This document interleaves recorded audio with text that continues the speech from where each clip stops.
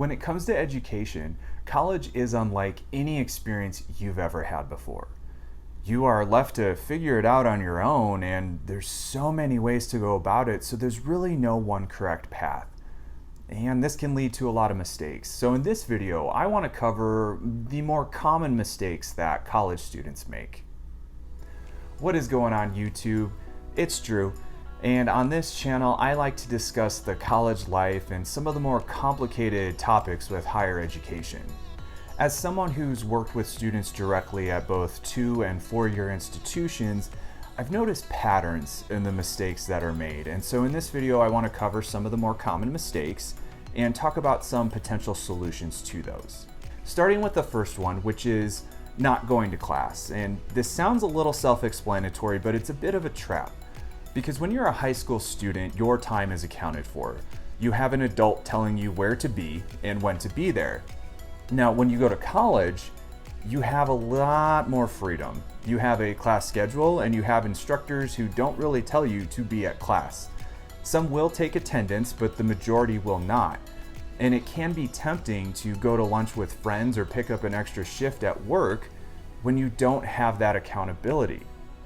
Now, skipping class can become habit forming, and a lot of students believe that if they read the textbook or if they follow the assignments in the syllabus, they'll be okay and they can continue on with their life. But what they're missing in the classroom is the class conversation.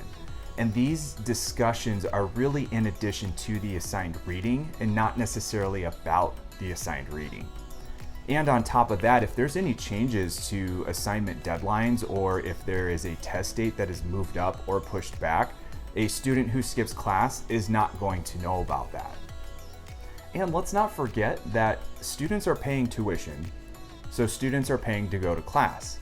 So when students are not going to class, they're losing out on their money.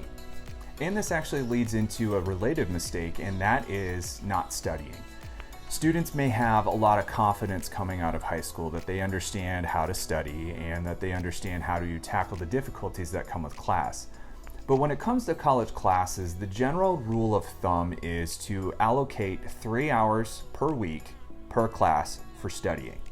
So when you add all of that up, combined with your class schedule, you will quickly find that being a student really is like a full-time job. And if you are working on top of that, time management becomes very, very critical.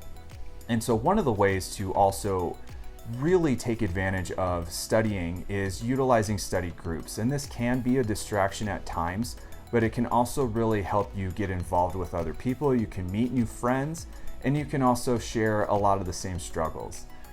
Students will also utilize their learning styles, and that's something I will talk about later, and that can really overcome a lot of the challenges that students face with a different pace and a different level of difficulty coming with college classes.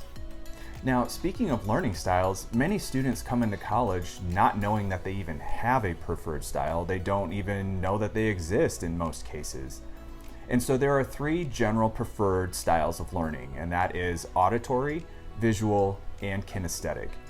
Now, I will post a link in the description that takes you to a brief quiz that will help identify your preferred learning style, and I encourage you to read more about this because this can make a world of difference in and out of the classroom. So for example, if you're a kinesthetic learner, you learn best by doing, so you enjoy those hands-on projects.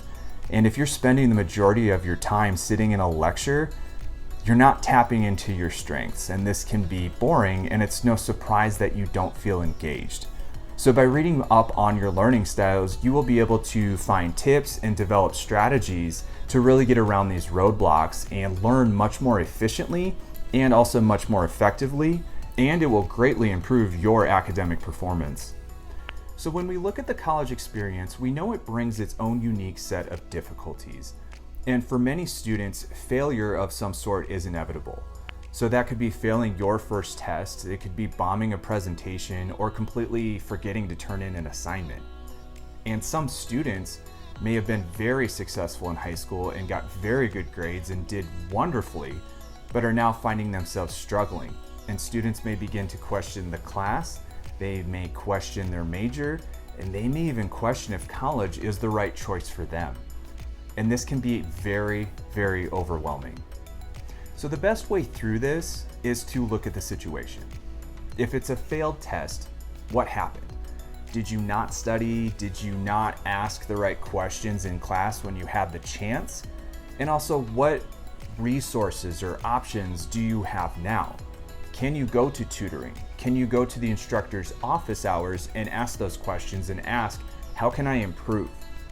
And so when you really look at what's next and how do I move past this, is how you avoid shutting down completely and really taking a step back in your academic journey. And this also ties into another mistake that I've seen in a lot of students, and that's not asking for help.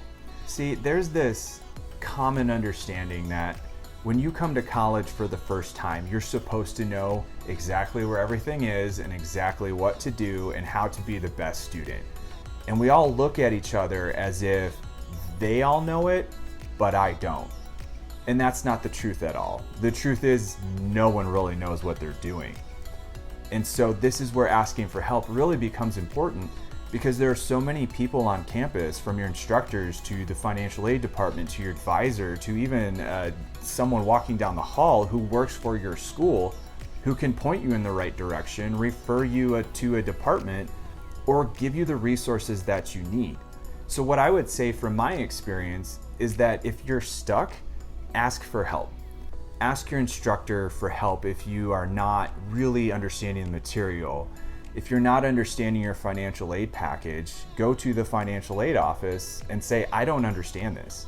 And if you're completely lost with your major or which classes to take, go to your advisor and say, I don't know what I'm doing. Because these people are expecting that and they want to help and they're willing to help. And a lot of students don't take advantage of that. And this is what makes the difference between a student who may go for one semester and decide it's not for them versus a student who is a little uncertain but finds their way and becomes successful and finishes and graduates and finds a great job after that. So to put a positive spin on this video, mistakes are really good for us because this is how we learn. So as long as we find the lesson in them and as long as we don't repeat them, then mistakes are really good for us. Now, I know I missed many other mistakes that students make, so let me know what I missed in the comments down below. And I hope this video was helpful for you, and with that, I will see you next time.